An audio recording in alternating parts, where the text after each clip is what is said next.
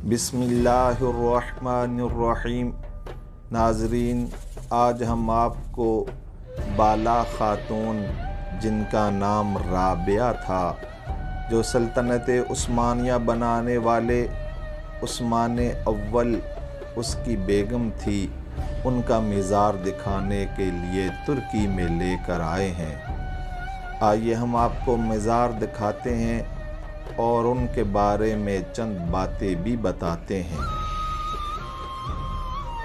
عثمان اول جب مشہور زمانہ بزرگ شیخ اداباری رحمۃ اللہ تعالی آپ سے ملنے کے لیے پہلی دفعہ جب آئے تو رات ان کے آستانے میں رہی، تو عثمان نے خواب دیکھا کہ شیخ اداباری رحمۃ اللہ تعالی علیہ کے سینے سے نور یا چاند نکل کر عثمان کے سینے میں داخل ہوا۔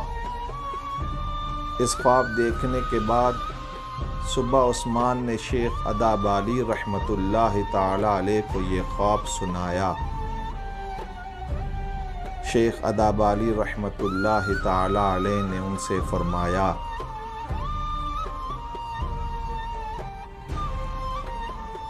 کہ میرے علم کی روشنی کا کچھ حصہ تیرے ذریعے بھی دنیا میں پھیلے گا۔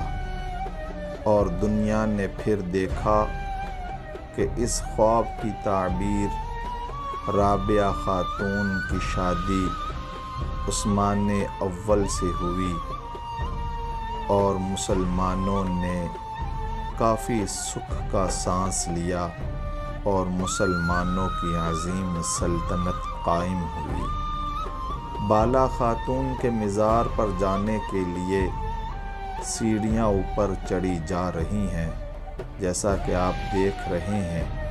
ارد گرد کے مناظر بہت ہی خوبصورت ہیں۔ بلندی پر یہ مزار شریف بنایا گیا ہے، اور رابعہ خاتون کا مزار آپ کے والد شیخ اداباری رحمۃ اللہ تعالی علیہ کے پہلو میں ہی بنایا گیا ہے۔ پہاڑی سلسلہ ہے، بہت ہی خوبصورت مناظر ہیں۔ اگر زندگی میں کبھی موقع ملے تو اس مزار شریف کو دیکھنے کے لیے لازمی جائیے گا۔ یہ وہ تختی لگی ہوئی ہے جس پر تمام نصیحت لکھی ہے جو شیخ اداباری رحمۃ اللہ تعالی علیہ نے عثمان کو کی تھی۔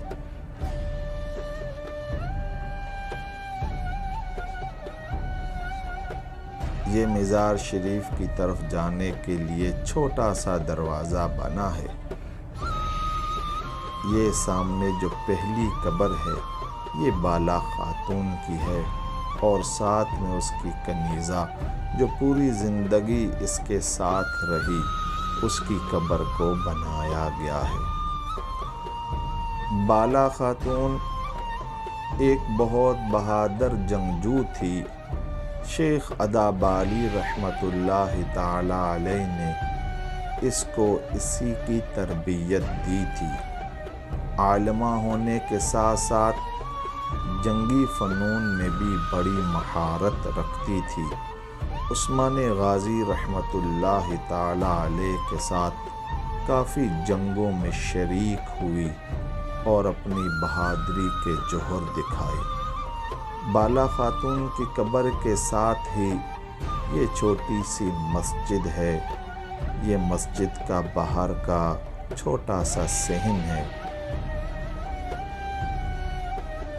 یہ مسجد شیخ اداباری رحمۃ اللہ تعالی علیہ نے اپنی زندگی میں ہی تعمیر کی تھی، اور کافی حد تک ابھی بھی وہی تعمیر ہے، صرف اوپر سے سجاوٹ جو ہے وہ بات کی ہے۔ شیخ اداباری رحمۃ اللہ تعالی علیہ کیونکہ قاضی مقرر ہوئے تھے سلطنت عثمانیہ کے، اور 120 سال آپ کی عمر تھی۔ عمر کے آخری عرصے میں آپ رحمۃ اللہ تعالی اس جگہ آ کر آباد ہو گئے تھے۔ اور عمر کا آخری حصہ اسی جگہ پر اسی مسجد میں گزارا۔ یہ شیخ ادا بالی رحمۃ اللہ تعالی علیہ کے خلفاء اور خدام کی قبریں ہیں، جو شیخ ادا بالی رحمۃ اللہ تعالی علیہ کے قبر کے ساتھ ہی بنائی گئی ہیں۔ آپ رحمۃ اللہ تعالی علیہ کے خلفاء کئی سینکڑوں پر محیط ہیں، یعنی کافی تعداد میں آپ کے خلفاء اور خدام تھے جو دین اسلام کی بہت خدمت کیا کرتے۔ یہ جو بڑی قبر مبارک ہے، یہ شیخ ادا بالی رحمۃ اللہ تعالی علیہ کی ہے، اور باقی تمام قبریں آپ کے خلفاء اور خدام کی ہیں۔ آپ رحمۃ اللہ تعالی علیہ نے زندگی کے آخری ایام اسی جگہ پر گزارے، اور یہ جو چھوٹی مسجد آپ نے دیکھی، اسی مسجد میں آپ رحمۃ اللہ تعالی اللہ کی عبادت کیا کرتے، اور اسی جگہ پر اپنے خالق حقیقی سے ملے، اور اسی جگہ پر آپ رحمۃ اللہ تعالی علیہ کی قبر مبارک بنائی گئی۔ آپ رحمۃ اللہ تعالی علیہ نے سلطنت عثمانیہ بنانے میں بڑا اہم کردار ادا کیا۔ آپ رحمۃ اللہ تعالی علیہ کے پاس امانتیں بھی تھیں۔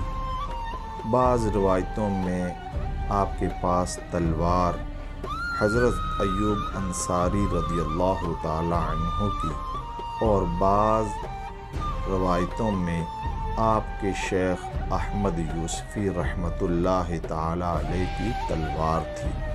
وہ تلوار آپ نے عثمان غازی کو دی، اور پھر وہی تلوار سلطنت عثمانیہ کے ہر سلطان کے پاس رہی، اور وہ اس وقت تک رہی جب تک سلطنت عثمانیہ قائم رہی۔ آپ رحمۃ اللہ تعالی علیہ بڑے فقیہ بزرگ تھے، اور دین اسلام کے بڑے شریعت کے پابند تھے۔ آپ رحمۃ اللہ تعالی علیہ کے مریدوں کو آہی کہا جاتا تھا۔ آہی ترکی زبان میں برتن بنانے والوں کو کہتے ہیں۔ آپ رحمۃ اللہ تعالی خود بھی مٹی کے برتن بنایا کرتے، اور اپنے مریدین اور خلفاء کو بھی ہمیشہ یہی تلقین کرتے کہ کام اپنے ہاتھ سے کرو، اور تمام مریدین اور خلفاء کو ہنر سکھایا کرتے۔ آپ رحمۃ اللہ تعالی علیہ کی ایک خصوصیت یہ بھی تھی، کیا فرمایا کرتے کہ کفار سے کم چیزیں خریدا کرو، بلکہ مسلمانوں سے ہی چیزیں خریدا کرو، اور مسلمانوں کو ہی ہنر سکھانے میں آپ کا بڑا کردار